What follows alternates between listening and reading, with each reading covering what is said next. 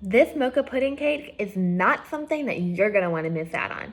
Let me show you how it's made. It's one of my family favorites, and I know you're gonna love it. This cake is simply incredible.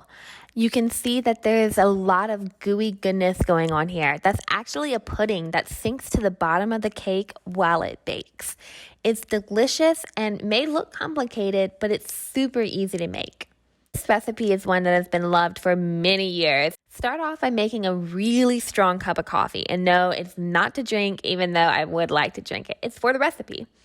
We're now going to measure in 1 cup of flour, 1/4 of a cup of cocoa powder, 2 teaspoons of baking powder, and 3/4 of a cup sugar. But I kind of forgot to put it in, so we had to add it later. So forgive the continuity error.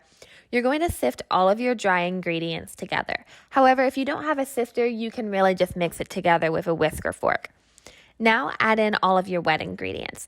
1/2 cup of butter and 1/2 cup of milk. Doesn't it just look yummy? Mix all of these ingredients together and it's going to make a really thick batter. You may actually want to use a spoon rather than a whisk. Sometimes I bake this in a 9-inch round cake pan, but today I'm using these individual sized ramekins. Now we're going to make a crumb coat to go on top of that batter. 1/4 of a cup of brown sugar, 1/4 of a cup of cocoa powder, and 1/2 cup of sugar.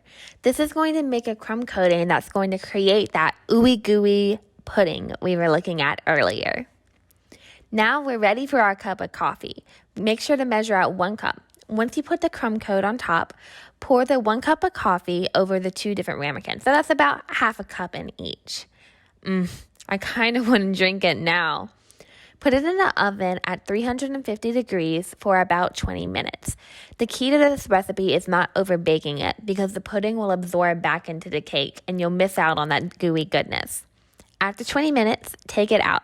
Look at that pudding bubbling up on the sides around the cake. It looks scrumptious. This dish is super impressive and may seem complicated, but once you try it out, you'll realize it's a breeze.